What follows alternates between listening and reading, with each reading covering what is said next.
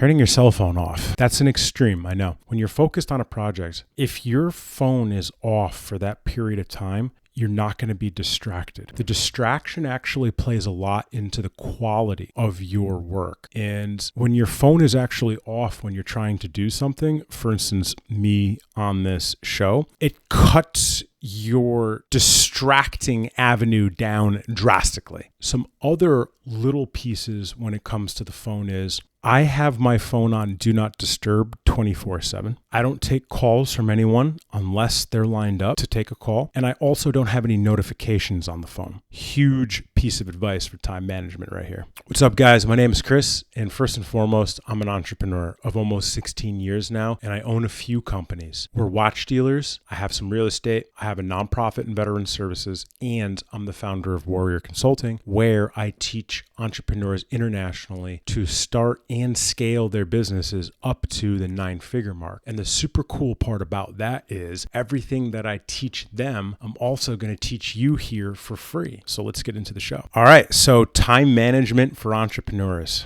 We're going to go through a few things today that are really applicable for understanding how to manage your time as an entrepreneur. Fortunately, having almost 16 years of experience on this topic, I've figured out some really important and low-hanging fruit things that you could do to learn how to manage your time really well. So let's get into it.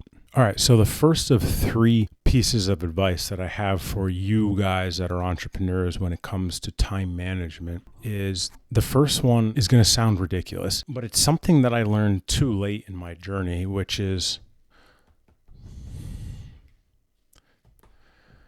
turning your cell phone off. All right, that's an extreme, I know, but when you're focused on a project, right? Because we're talking about time management. We're going to talk about the micro first. When you're focused on a project, if your phone is off for that period of time, you're not going to be distracted. The distraction actually plays a lot into the quality of your work. And when your phone is actually off when you're trying to do something, for instance, me on this show, it cuts your distracting avenue down drastically. Some other little pieces when it comes to the phone is I have my phone on do not disturb 24/7. I don't take calls from anyone unless they're lined up to take a call. And I also don't have any notifications on the phone. So I always don't have notifications and it's on do not disturb. But if I really want to get focused, phone's off. Huge piece of advice for time management right here. Number 2, multitasking. So as I mentioned, turning off the phone or shutting off the notifications and do not disturbing, putting it in do not disturb, you're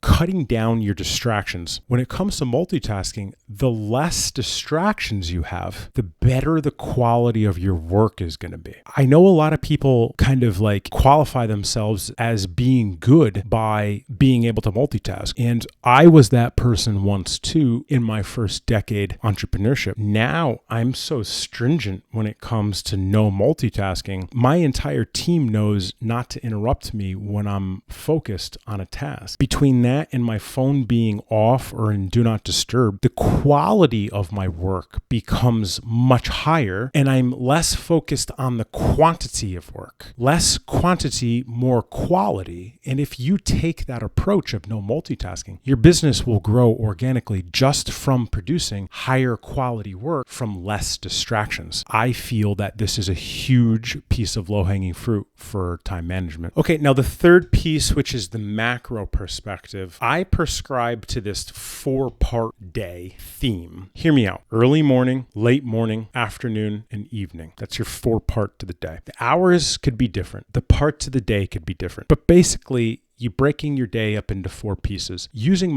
me as an example, my early mornings are around me, my morning routine and my exercise. Okay. My late mornings, that's for my team, whoever I'm working with, meetings, counseling, coaching, so on and so forth. By the time the afternoon comes around, now I'm dealing with customers and clients. By the evening, typically I'm wrapping up whatever I need to wrap up and or beginning to set up for the next day. So remember, 4-part of the day or 4 quadrants of the day: early morning, late morning, afternoon, and evening. Again, you can change it to what's best for you, but if you break up your focus group for different parts of the day, you could be more successful when it comes to time management. Early mornings, late mornings, afternoons, evenings, and they have a different focus in each quadrant. Now, tying everything together, if you have your 4 quadrants and you learn to disconnect from the cell phone and you stop multitasking,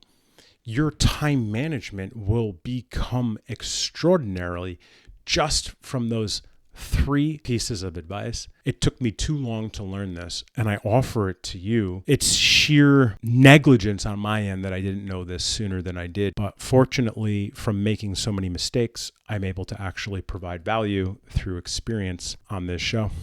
Okay, so that's the show on time management. If you have questions on the topic, ask me below. I would love to talk to you guys and hear what you have to say regarding it, and see if I can help you out some more. Before you go, hit that like button, smash subscribe.